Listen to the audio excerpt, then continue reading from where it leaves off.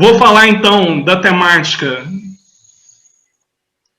dos métodos e técnicas de análise, medição, inspeção e caracterização do patrimônio cultural. Falando muito rapidamente do meu lugar de fala, eu sou professor adjunto da UFMG, leciono no curso de conservação e restauração de bens culturais móveis e também nos programas de pós-graduação em ambiente construído e patrimônio sustentável e de artes da UFMG. Esse tema é um tema muito extenso, complexo, é um desafio tentar falar em 15 minutos, mas vamos lá, vou tentar.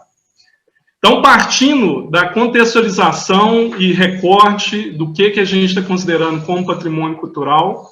a gente tem a definição da nossa Constituição Federal, que contempla tanto os bens de natureza material, quanto também os bens de natureza imaterial.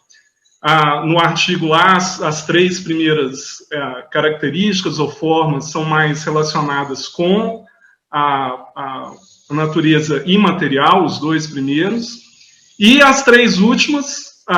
destacando as obras, objetos, documentos, edificações, demais espaços destinados às manifestações artístico-culturais. E os conjuntos e sítios de valor histórico, paisagístico, artístico, arqueológico, paleontológico, ecológico e científico estão mais próximos dessa realidade do patrimônio material que a gente está tratando. Então, na comissão técnica, a gente está tentando trabalhar com esse expediente dos mapas mentais conceituais, eu incluí alguns aqui, enfim, para a gente fazer esse brainstorming, esse toró de palpite.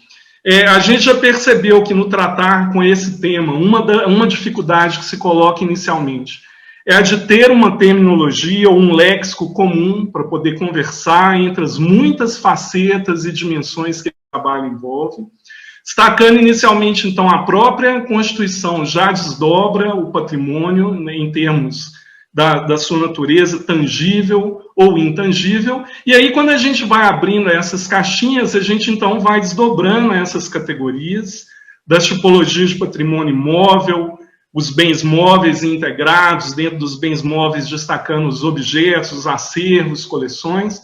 Uma questão que se coloca como pano de fundo para esse tema que a gente vai analisar é a questão da escala, e também os métodos e técnicas de pesquisa como uma ferramenta fundamental, a Mariana já entrou um pouco nesse mérito, de diagnóstico, para entender um pouco melhor a composição material, a técnica construtiva e as propriedades dos bens nas suas diversas escalas. Desdobrando um pouco mais isso, então, a gente poderia falar de diversas categorias da composição material, em termos da técnica também, idem, em termos da estrutura, morfologia, suporte, camadas, superfície, mas destacando principalmente as várias escalas em que implica esse trabalho, desde uma escala em nível urbano, da paisagem urbana, que está relacionado com os sítios, com os monumentos, com os conjuntos de edifícios. Nessa escala há uma relação, inclusive, com o patrimônio natural, mas descendo até o nível do objeto, passando pelos bens integrados, pelas salas e instalações do edifício, e mesmo aí no nível do objeto, cabe a gente pensar de qual escala que a gente vai estar falando no uso desses métodos e técnicas, desde uma escala macro até a escala micro e mesmo submicro. Então, pegando o exemplo do meu trabalho de doutorado, onde o meu estudo de caso foi a Capela da Ceia, no sítio do Santuário de Bom Jesus de Matosinhos, em Congonhas, a gente vê que, em geral, os trabalhos podem ter escalas que vão desde o nível urbano, por exemplo, aqui da localização, dentro da mancha urbana, com relação às barragens que estão próximas, a Mariana já entrou nessa questão também, a escala do próprio sítio, com os seus edifícios, com os seus monumentos, com o seu conjunto, o nível da edificação em si, dentro da edificação, os bens integrados e os acervos, os objetos que ela abriga, tipologias de salvaguarda e pesquisa de bens culturais, museus, arquivos, bibliotecas. E nesse nível do edifício, então, a gente vai explorar um pouco a temática das diversas técnicas que podem ser usadas. E no nível do objeto, a escala pode, desde a superfície, ainda no nível macroscópico, chegar a um nível microscópico e mesmo submicroscópico dentro dessa análise. Então, uma questão de fundo importantíssima nessa discussão é a da escala. Também, da mesma forma, as várias tipologias de composição material que nós vamos encontrar nos bens culturais podem determinar a escolha e a adequação dessas técnicas, sendo que elas podem ser adequadas a cada tipologia em particular, e as próprias tipologias materiais estão em constante atualização, né, considerando o estado da arte, da própria engenharia de materiais, que vai desenvolvendo materiais novos, seja para conservação preventiva, curativa, desculpe, ou para intervenção de restauração no patrimônio cultural. Então, a pergunta que se coloca inicialmente é para quê? Né? Por que a gente vai fazer essa medição, inspeção e caracterização? Né? Que perguntas, que objetivos que a gente quer atender? A Mariana mencionou, o Guilherme também, já os objetivos da comissão técnica, no sentido de desenvolver diretrizes de boas práticas, e, na verdade, é essa pergunta que é mais relevante e importante, qual que é o objetivo. Então, quando a gente pega este assunto, né, e começa a pensar nas várias perguntas abertas que a gente pode fazer, ou seja, para quê, para quem, quanto custa, a temporalidade, como que faz, né, de que tipo, o que eu posso usar, considerando o contexto de cada trabalho. E também o público-alvo, né, a questão, então, do relatório, da documentação científica, é uma outra temática específica que está envolvida aí. A gente começa, então, a caracterizar, trago aqui uma referência da arqueometria, né, que é exatamente a aplicação desses métodos e técnicas, tanto da física quanto da química, mais propriamente no campo da ciência arqueológica, mas com uma interface bem ampla dentro da ciência do patrimônio, colocando, então, perguntas, né, que podem abranger. Aqui eu destaquei em amarelo aqui, que eu fui além do autor, né, questões de identificação da composição material, a dosagem, estudos de origem e proveniência, processo de deterioração, intervenções anteriores, autenticidade, as próprias restrições em termos da possibilidade, às vezes, de amostragem da análise. Na arqueologia, principalmente, se destacam os estudos de datação, e, em geral, para responder essas perguntas, então, se usa diversas e várias técnicas. Esse livro tem um capítulo muito interessante nesse sentido, que se chama O que os arqueólogos querem saber, né? Então, da mesma forma que os arqueólogos, no campo expandido da ciência do patrimônio, a gente tem uma série de profissionais que trabalham em interface, esse talvez já adiantando um pouco a conclusão dessa minha intervenção. Além da colocação da pergunta do campo específico, trata-se de como é que a gente pode, então, comunicar, né, e ter uma interação do ponto de vista das informações produzidas por esses vários campos, de forma que o trabalho seja mais produtivo. Mas a gente tem, então, né, essa ilustração aqui, ela é para falar um pouco disso que a gente tem chamado de ciência do patrimônio, que seria, então, esse campo expandido, onde todas as grandes áreas das ciências humanas, das artes, das ciências sociais aplicadas, destacando aqui a arqueologia, a arquitetura, mas também as ciências da informação, a própria administração, junto com as ciências exatas e as engenharias e as ciências biológicas, trabalhando em interface, a gente tem, então, esse campo expandido, em que as áreas se superpõem e trabalham em interface, e no qual os profissionais, então, vão fazer perguntas buscando responder às suas indagações específicas, né? As áreas específicas têm perguntas específicas, seja, então, na caracterização e interpretação, né, para responder aquelas perguntas abertas de por quê, como, quando, onde, né, destaca a questão do diagnóstico, por exemplo, do estado de conservação. No campo da conservação, especificamente, a gente tem toda uma cadeia operatória, né, no campo museológico, que envolve questões, a Mariana citou, de gestão, de curadoria, da conservação, da exposição, da salvaguarda dos objetos. Então, o conservador restaurador também interessa saber questões do tipo identificação, descrição, análise formal, técnica construtiva, usando aí desde os exames organolépticos até essas técnicas que a gente vai falar. Então, dependendo da escala, a gente realmente pode estar falando de métodos e técnicas que envolvem desde uma observação básica, com uma lupa de aumento, até o uso, talvez, de um acelerador de partículas para poder fazer uma determinada técnica de espectroscopia. Como referência no campo da arquitetura e do urbanismo, a gente tem alguns cadernos técnicos do IPHAN, que tratam da elaboração de projeto para a preservação do patrimônio no nível dos edifícios e dos conjuntos urbanos e também no nível dos bens integrados, que destacam essas questões anteriormente levantadas, de identificação e conhecimento, do diagnóstico do estado de conservação, informações que vão embasar as propostas de intervenção e assim por diante. Então, nessa referência da Royal Society of Chemistry, que tem publicado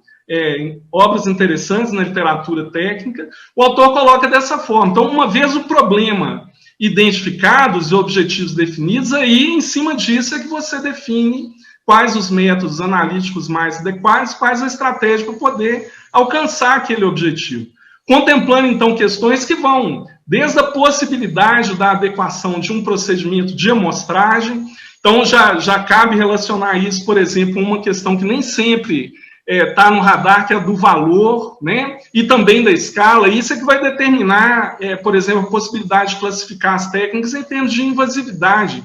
né? Porque numa determinada escala, você tirar um fragmentozinho de menos de 1 milímetro de tamanho pode ser considerado não destrutivo e não invasivo. Mas em outra determinada escala, por exemplo, se esse fragmento está bem na pontinha do nariz de um personagem que está retratado numa pintura de cavalete, então isso já vai ser, apesar do tamanho mínimo, ser considerado invasivo. Então, a própria estatística, né, representatividade das amostras é uma questão, a possibilidade da análise pontual do mapeamento, os custos, benefícios, enfim, o que vai caracterizar essas perguntas. E aí, a gente desdobrando, então, um pouco mais esses critérios, é que a gente vai ter os chamados EDGES e o nosso contexto aqui desse evento, que são os ENDES, né? Os ensaios não destrutivos, que em cima desses critérios vão destacar, então, queria destacar questões de documentação, questões da classificação possível em termos das técnicas espectroscópicas, e abrindo aí todo um aspecto que a Ana vai falar, né, e colocar sobre ele, por exemplo, das técnicas de Building Information Management, né, que nesse aspecto aqui eu estou relacionando dentro das questões específicas de documentação científica. Então, falando um pouquinho mais dessa questão da espectroscopia enquanto técnica,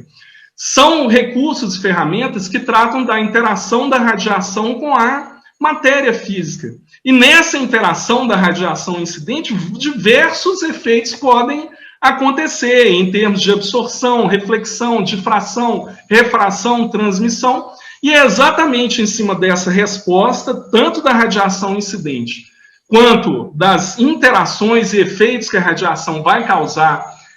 nos materiais, é que a gente vai ter as diversas técnicas de espectroscopia. Em função dessas interações, que são características de cada material e estrutura, dependem também da frequência da radiação incidente. Quanto maior a frequência, maior o poder de penetração que essas ondas terão. Cada uma faixa do espectro, então, vai ter a sua interação, a sua resposta, os materiais, e permitindo, assim, esses estudos de caracterização. Né? Da mesma forma, o próprio meio ou sensor, né, que recebe a informação tem também as suas questões de frequência, né, naquela faixa da radiação emitida, por exemplo, nos fenômenos da fluorescência, a frequência vai ser menor, né? A gente tem aqui retratado as técnicas de reflectografia, dentro das quais a gente tem toda a questão da fotografia técnica. E aí, quando a gente abre, né, essa noz em termos da classificação, a gente vai ver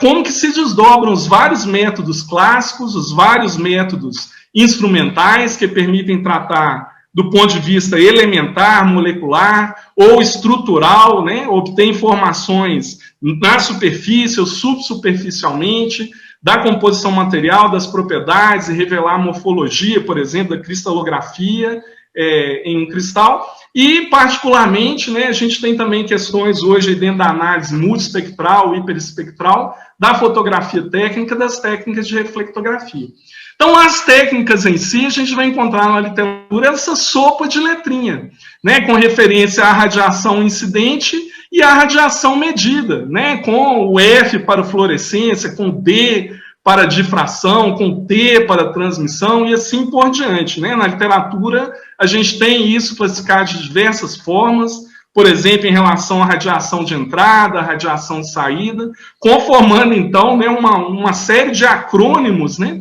com os nomes aí das técnicas de espectroscopia, que produzem diferentes informações físicas e químicas, dependendo de como elas são usadas e combinadas. Em termos da penetração, em termos da escala, por exemplo, elas podem ter a sua adequação ponderada. Em termos da invasividade, né, o autor Artioli, por exemplo, cruza essa questão da penetração com a possibilidade do método invasivo ou não invasivo, destrutivo ou não destrutivo, e também retornando àquela pergunta, né, que tipo de pergunta, por exemplo, se um elemento está presente, a sua concentração, distribuição, morfologia cristalográfica, estrutura eletrônica, outras propriedades, são perguntas que essas técnicas se prestam a, então, responder. Elas podem também ter a sua adequação em função da tipologia material, suas vantagens e desvantagens para cada tipo de material, principalmente em função do poder de penetração. E aí, destacando, né, já meio caminhando aqui para o final,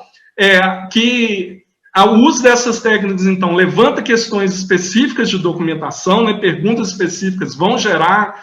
respostas específicas, e aí, principalmente, a conversa entre os profissionais envolvidos, né, então, para compartilhar as respostas que se obtém a partir dos métodos utilizados, né, por exemplo, no campo da arquitetura, né, que vai entrar a questão do valor, outras questões em termos da história técnica, outras, né, enfim, cada área com as suas dimensões. O grande desafio, então, é como que os especialistas que estão envolvidos na aplicação dessas técnicas, com os profissionais no campo da conservação, eles, então, né, o que a gente pode fazer para ter uma conversa melhor? Por exemplo, no campo da conservação, né, os metadados vão envolver dados históricos, dados da própria conservação, ambientais e assim por diante, isso gerando uma série de categorias de metadados. Eu quis destacar isso, que do próprio ponto de vista da gestão da documentação, né, essa temática coloca desafios bastante interessantes e também do seu compartilhamento. Então, já terminando, com o pensamento final,